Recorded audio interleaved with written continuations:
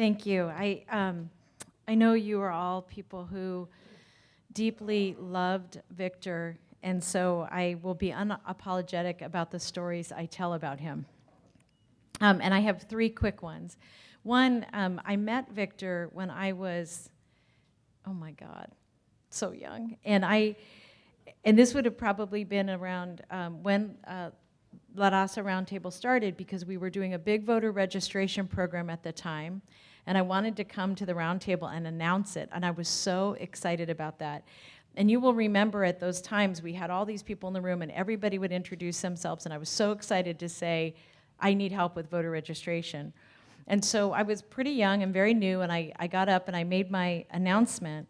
And one of the things that Victor did after that meeting was he pulled me aside and he said, he's like, look, anybody gives you trouble, they don't let you register voters where you want to be, you call me. And I was like so scared of him, and I thought, yeah, that's the last thing I would do. I was terrified of you. But every time I came, he let me make my announcements, and he would always make the same offer. And the fact of the matter is, one of the things I was reflecting on is that he had done that work and been stopped from doing it, right? And he knew that already. He knew what I was going to be experiencing, and he was there.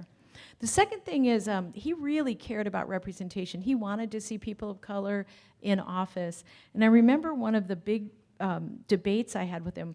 Well, let me back up before I say this debate. So the second time I remember meeting him, he was so protective of La Raza Roundtable, and even more protective, honestly, of CTC at the time, or Conexión. I mean, like really protective. So I was working for Ron Gonzalez, he was on the board of supervisors, and Victor wanted money for CTC.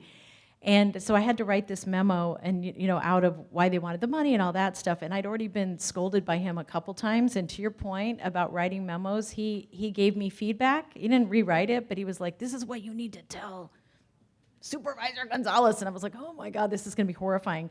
So anyway, we sit down in this meeting, and I don't know, I don't remember why this happened, but Victor starts pounding the table. Have you all this experience with them? Okay. So Victor starts pounding the table, and you can tell Ron and he knew each other, right? Because I'm sitting on the side going, oh, this is not gonna end well. And you were there too, but he was pounding the table. And I wanna tell you what I remembered most about that moment.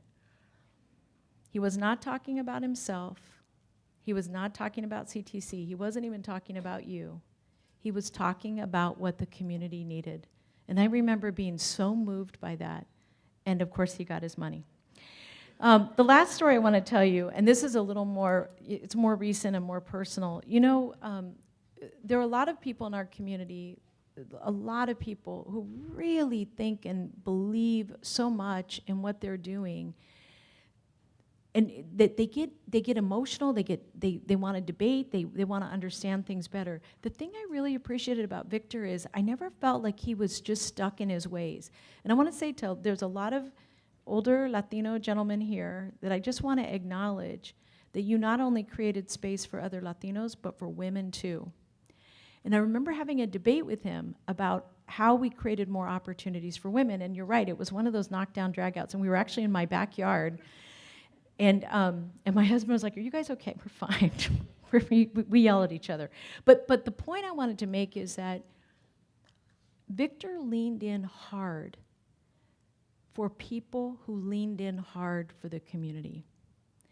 And as an activist, as a young woman, as an activist growing up in the Latino movement, the Chicano movement in this community, Victor made it possible for me to be on the board of supervisors, for others to run for office, and he expected accountability. He really did. He was demanding that we be excellent at our jobs, and I will never, ever, ever be able to tell all of you or to him to really share my appreciation for making each and every one of us better at what we do. He didn't care if you were sick.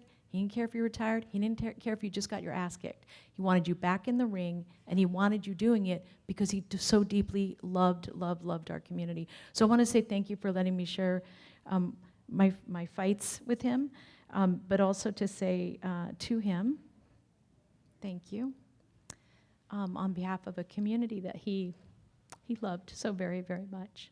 Thank you.